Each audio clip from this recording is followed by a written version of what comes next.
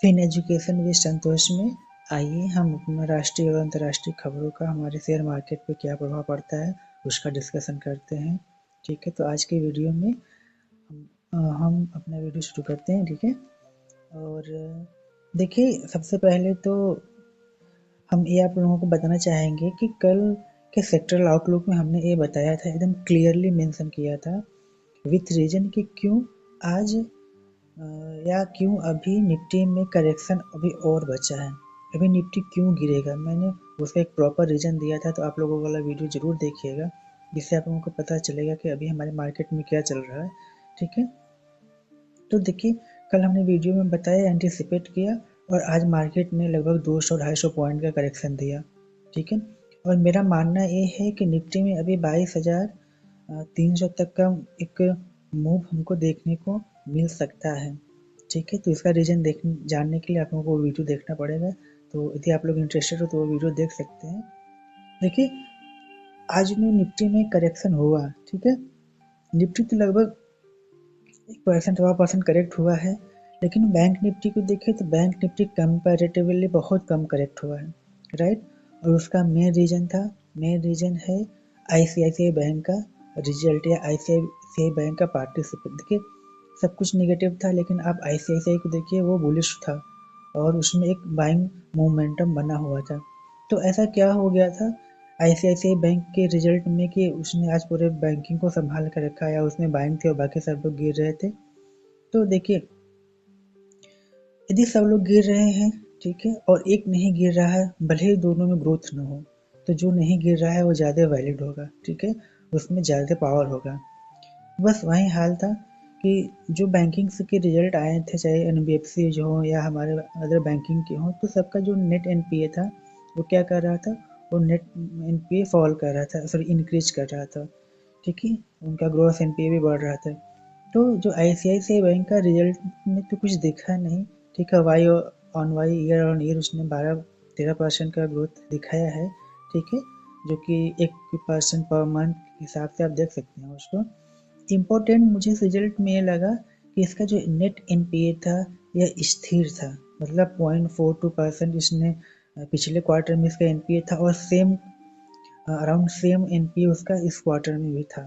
तो मतलब इनका जब एनपीए स्थिर हुआ तो इसको मार्केट को एक इसमें एक बुलिशनेस नज़र आई, एक अच्छी बात नज़र आई कि चलो अच्छा, कम से कम इसका एनपीए तो नहीं बढ़ रहा, जिसकी वजह से मार्केट में इसमें एक अच्छा मोमेंटम देखने को हमको मिल गया। ठीक है, तो आज किसने बचाया? आज आईसीआईसीआई ने बचाया, नहीं तो मार्केट का और बुरा हाल होता। ठीक है, और वहीं देखिए हमारा जो आईटी सेक्टर था वो लगभग 2.5% के आसपास गिरा है। मिड कैप भी अच्छे खासे टूटे हैं, और एनर्जी सेक्टर में भी अच्छे खासे फॉल हमको देखने को मिली। अच्छा देखिए एक चीज़ हम आपको बताएंगे, अमेरिका ने रसिया पे जो बैन लगाया हुआ है ऑयल इम्पोर्ट का, ठीक है, कि कोई भी देश रसिया से ऑयल नहीं खरीद सकता है, तो यह इम्पोर्ट का सॉरी यह बैन कब तक चलेगा नहीं पता। तो इसका इंडियन अच्छा रसिया पे बैन लगा है, लेकिन हमारे market oil oil and natural gas का इंडेक्स गिर रहा है। ठीक है, एनर्जी का इंडेक्स क्यों गिर रहा है?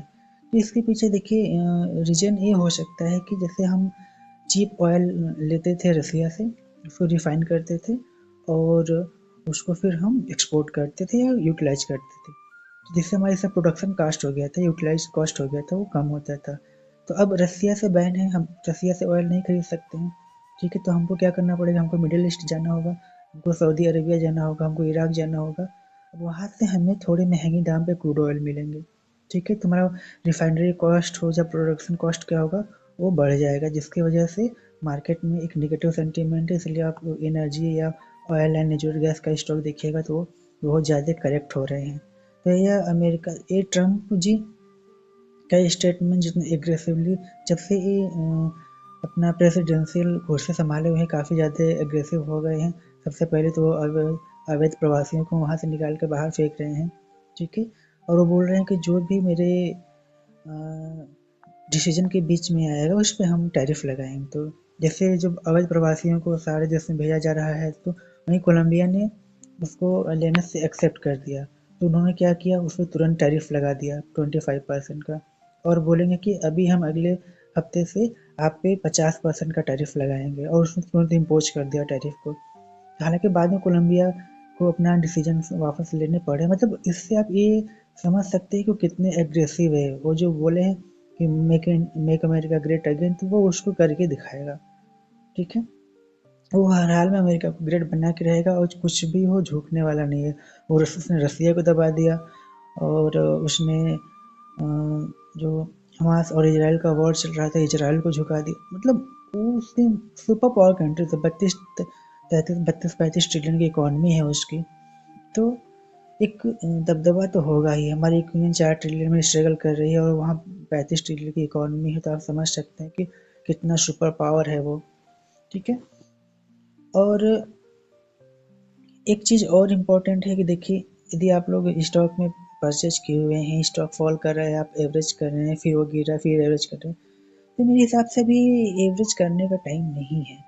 ठीक है, अब जितना पैसा लगा, और ख़ास उनके लिए तो क्या कहा जाए, जो कि एमटीएफ में बाइंग किए हुए हैं, जो लेवरेज लिए हुए हैं 5 टाइम्स 2 टाइम्स 3 टाइम की लेवरेज लिए हुए हैं, तो उनके लिए एवरेज करना तो नेक्स्ट टू इम्पॉसिबल होगा। क्योंकि आदमी उतना ही एमटीएफ में ही अपना पूरा पैसा लगा देता है, उसका इंटरेस्ट दे देते हैं या बाकी अदर चीज़ें। तो देखना पड़ेगा कि मार्केट और कितना फॉल करेगा। ठीक है, तो लेकिन एक चीज़ हम ये कर सकते हैं, एक डिसीजन, एक एडवाइस समझ सकते हैं कि भाई आप लोग इसमें एवरेज ना करें। मार्केट गिर रहा है, वेट करें कि इसको गिरने दें। जब मार्केट लगेगा कि अब स्थिर हो रहा है, ठीक है, और अब यहाँ से एक अब मार्केट एक गिरने का एक टाइम होता है, एक लिमिटेशन होता है ना, मार्केट कितना गिरेगा। ऐसा नहीं है कि 22 अभी 23,000 पे निफ्टी चल रहा है तो वो 5,000 हो जाएगा या 15,000, ऐसा नहीं ना होगा। एक लिमिट तक ही गिरेगा, तो उसको गिरने दीजिए। जब मार्केट स्थिर लगे उसके बाद आप लोग उसको एवरेज कर सकते हैं। ठीक है, या एवरेज करने के बारे में सोच सकते हैं। हमको तो कोई ऐसा कोई एडवाइजरी फॉर्म तो है नहीं मेरा, मैं कोई एडवाइस दे सकता हूँ। ठीक है, ये मेरा अपना पर्सनल व्यू है, तो इससे आप लोगों की इन्फ्लुएंस होने की ज़रूरत नहीं है। और देखिए, एक चीज़ और है कि जो अच्छे स्टॉक्स हैं ना, वो अब थोड़े रीजनेबल प्राइस पे आ गए हैं। अगर थोड़े से और करेक्ट होते हैं ना, तो फिर ये अंडर वैल्यूड हो जाएंगे, फिर इनको खरीदने में मज़ा आएगा। तो तब तक के लिए पैसे बचा के रखिए। और यदि आप ट्रेडिंग करते हैं तो ट्रेडिंग में विक्स देखिए काफ़ी ज़्यादा बढ़ा हुआ है, अभी 18 के आसपास के विक्स चल रहा है। यदि विक्स थोड़ा सा और देखिए, विक्स का बढ़ने का 2 रीज़न है। पहले रीज़न तो ग्लोबल अनसर्टेनिटी है, created by the Donald Trump, right. और दूसरी uncertainty is the budget which is will come in the next week. तो दोनों चीज़ें इंपॉर्टेंट है, दोनों चीज़ों को देख के ही हमें डिसीजन करना पड़ेगा। तो ट्रेडिंग में भी हाई वॉलेटिलिटी हो सकती है कुछ दिनों तक, मार्केट ऊपर नीचे करे, तो उसमें भी जो नॉन डायरेक्शनल है उन लोगों के लिए थोड़ा परेशानी हो सकता है। और जो खासतौर से सेलर हैं, जब क्योंकि विक्स बढ़ेगा तो जो थीटा डी के होता है वो थीटा डी के बहुत कम होता है, तो सेलर बेसिकली थीटा डी के लिए ही अपनी स्ट्रेटजी प्ले करते हैं, राइट। तो वहाँ पे थोड़ी प्रॉब्लम हो सकती है सेलर के लिए। ठीक है, तो आज के लिए इतना ही रखते हैं, फिर मिलते हैं। तब तक आप लोग मेरे चैनल को सब्सक्राइब कर लीजिए, वीडियो अच्छी लगे तो लाइक ज़रूर कर दीजिएगा। और चलिए, थैंक यू।